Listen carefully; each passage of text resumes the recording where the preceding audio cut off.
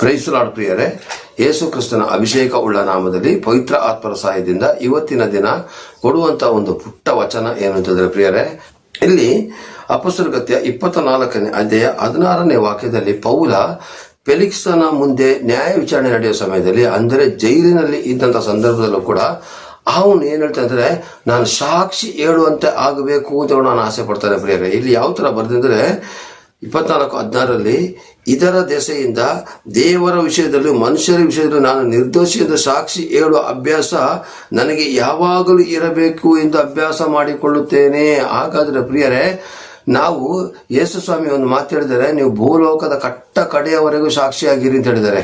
ಭೂಲೋಕದ ಕಟ್ಟ ಕಡೆಯಾಗಿ ಸಾಕ್ಷಿಯಾಗಿರ್ಬೇಕಂತ ಹೇಳೋದ್ಮೇಲೆ ಅದನ್ನ ನಾವು ಅಭ್ಯಾಸ ಮಾಡಿಕೊಳ್ಬೇಕು. ಇಲ್ಲಿ ನೋಡಿ ಪ್ರಿಯರೇ, ಜೈಲಿನಲ್ಲಿ ಇದ್ದಾಗ ನ್ಯಾಯ ವಿಚಾರಣೆ ಸಮಯದಲ್ಲಿ, ಶೋಧನೆಯ ಸಮಯದಲ್ಲಿ, ಇಕ್ಕಟ್ಟಿನ ಸಮಯದಲ್ಲಿ ಪೌಲ ಹೇಳ್ತಾನೆ, ನಾನು ಇಂಥ ಜಾಗದಲ್ಲೂ ಕೂಡ ಮನಗುಂದಿ ಹೋಗಬಾರದು. ಸುಖ ಇರುವಂತ ಜಾಗದಲ್ಲಿ ಮಾತ್ರ ಸಾಕ್ಷಿ ಹೇಳೋದು, ಸುಖ ಇಲ್ಲದಿರುವಂತ ಜಾಗದಲ್ಲಿ ಸಾಕ್ಷಿ ಹೇಳದೇನೆ ಇರಬಾರದು.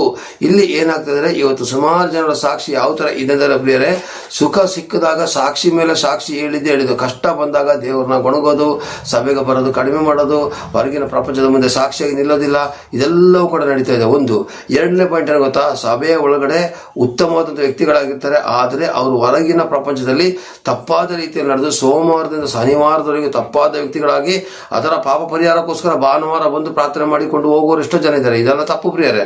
ಇಲ್ಲಿ ಸ್ವಾಮಿ ಹೇಳ್ತಾರೆ, ಎಂತ ಸಂದರ್ಭ ಬಂದರೂ ಕೂಡ ದೇವರ ವಿಷಯದಲ್ಲೂ ಮನುಷ್ಯರ ವಿಷಯದಲ್ಲೂ ನಾನು ನಿರ್ದೋಷಿ ಎಂದು ಸಾಕ್ಷಿ ಹೇಳ್ಬೇಕಂತೆ. ಹಾಗಾದ್ರೆ ನಿನ್ನ ಅಂತರಾತ್ಮ ಹೇಳಬೇಕು ಏನಂತ, ನಾ ದೇವರ ಮುಂದೆನೂ ಸಾಕ್ಷಿ ಆಗಿದ್ದೀನಿ, ಮನುಷ್ಯರ ಮುಂದೆನೂ ಸಾಕ್ಷಿ ಆಗಿದ್ದೀನಿ ಅಂತೇಳಿ.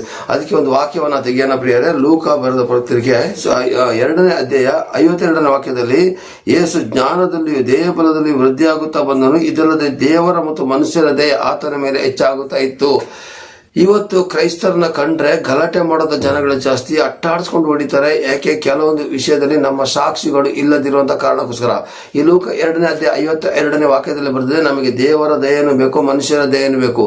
ದೇವರ ದಯೆ ಮನುಷ್ಯರ ದಯೆ ಎರಡೂ ಬೇಕಾದ್ರೆ ನಾವು ಮನುಷ್ಯರ ಮುಂದೆ ಮತ್ತು ದೇವರ ಮುಂದೆ ಸಾಕ್ಷಿಯಾಗಿರ್ಬೇಕು. ಸತ್ಯವನ್ನೇ ಹೇಳಿದಾಗ ಉಪದ್ರವ ಕೊಡೋದು ಜನಗಳು ಜಾಸ್ತಿ ಇದ್ದಾರೆ. ಹೌದು, ಇವತ್ತು ನಾವು ಸತ್ಯ ಪ್ರಕಾರ ಸುವಾರ್ತೆ ಸಾರಿದಾಗ ಇಲ್ಲದಿರತಕ್ಕಂಥ ಅಪವಾದಗಳನ್ನು ಹಾಕಿ ನಮ್ಮ ಮೇಲೆ ಗಲಾಟೆ ಮಾಡಿ ತಪ್ಪಾಗಿ ಹೋಲಿಸಿ ಪೊಲೀಸ್ ಸ್ಟೇಷನ್ಗೆ, ಕೋರ್ಟ್ ಕಚೇರಿ ಹಚ್ಚೋ ಜನಗಳಿದ್ದಾರೆ. ಅದು ಅವರು ದೇವರ ಕೈಯಿಂದ ಪ್ರತಿಫಲವನ್ನು ಅವರು ಅನುಭವಿಸ್ತಾರೆ. ಆದ್ರೆ ಕರ್ತನ ಮುಂದೆ ನನ್ನ ಸಾಕ್ಷಿ ಇರಬೇಕು, ನಾನು ಮಾಡಿ ತಪ್ಪು ಮಾಡಿಲ್ಲ, ನಾನು ಕರೆಕ್ಟಾಗೇ ನಡೆದಿದ್ದೀನಿ, ನಾನು ಉತ್ತಮನಾಗಿ ಜೀವಿಸ್ತಾ ಇದ್ದೀನಿ, ಉನ್ನತನಾಗಿ ಜೀವಿಸ್ತಾ ಇದ್ದೀನಿ ಹೇಳಂತ ಒಂದು ಭರವಸೆಯ ಒಂದು ಆ ಧೈರ್ಯ ನಿನ್ನ ಅಂತರಾತ್ಮ ನುಡಿಬೇಕು, ನಿನ್ನ ಮನಸಾಕ್ಷಿ ನುಡಿಬೇಕು. ಹಾಗಾದ್ರೆ ಪ್ರಿಯರೇ, ನಾವು ಬರೀ ಕೇವಲ ಜನಗಳ ಮುಂದೆ ಒಳ್ಳೆ ಹೆಸರು ತೆಗೆದುಕೊಳ್ಳೋಕ್ಕೋಸ್ಕರ ಒಳ್ಳೆಯ ಸಭಾಪಾಲಕ, ಒಳ್ಳೆಯ ಆರಾಧನಾ ನಾಯಕ, ಒಳ್ಳೆಯ ಸೇವಕ, ಒಳ್ಳೆಯ ಕ್ರೈಸ್ತ ವಿಶ್ವಾಸಿ ಅಂತ ಹೇಳಿಸ್ಕೊಳ್ಳೋದು ಮುಖ್ಯ ಅಲ್ಲ. ಜನಗಳ ಕೈಯಿಂದ ನೀನು ಯಾವ ತರ ಒಂದು ಮಾನ್ಯತೆ ಮಹಿಮೆಯನ್ನ ಪಡೆದಿರ್ತೀಯೋ ಅದೇ ತರ ದೇವರು ಕೂಡ ನಿನ್ನನ್ನು ಮಹಿಂಪಡಿಸ್ಬೇಕು. ಯಾಕೆ? ನನ್ನ ಮಗ ಪರವಾಗಿಲ್ಲ, ನನ್ನ ಮಗ ಯೇಸು ಸ್ವಾಮಿನ ಏನ್ ಹೇಳಿದ್ರು, ನನ್ನ ಪ್ರಿಯನಾದ ಮೆಚ್ಚಿನ ಮಗ ಅಂತಂದ್ರು. ದಾವಿದನನ್ನ ನನ್ನ ಹೃದಯದ ನಂತರದ ವ್ಯಕ್ತಿ ಅಂತಂದ್ರು. ಮೋಸೆಯನ್ನ ನನ್ನ ಮನೆಯಲ್ಲೆಲ್ಲ ನಂಬಿಗಸ್ತನಾದ ಆಳು ಅಂತ ಹೇಳಿದ್ರು ಅಲ್ವಾ?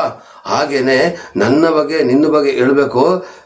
ಅಬ್ರಹಾಮನಿಗೆ, ಮೋಶೆಗೆ ಎಲ್ಲ ಹೇಳಿದಾಗೆ ನನ್ನ ಬಗ್ಗೆ ನಿನ್ನ ಬಗ್ಗೆ ಹೇಳ್ಬೇಕು. ಇವನು ನನ್ನ ಮೆಚ್ಚಿನ ಮಗ, ಇವಳು ನನ್ನ ಮೆಚ್ಚಿನ ಮಗಳು ಅಂತ ಸಾಕ್ಷಿ ಹೇಳ್ಬೇಕು ಪ್ರಿಯರೇ. ಹಾಗಾದ್ರೆ ಪ್ರಿಯರೇ, ಇಲ್ಲಿ ಪುನಃ ಇನ್ನೊಂದ್ಸಲ ವಾಕ್ಯ ಓದ್ತೀನಿ.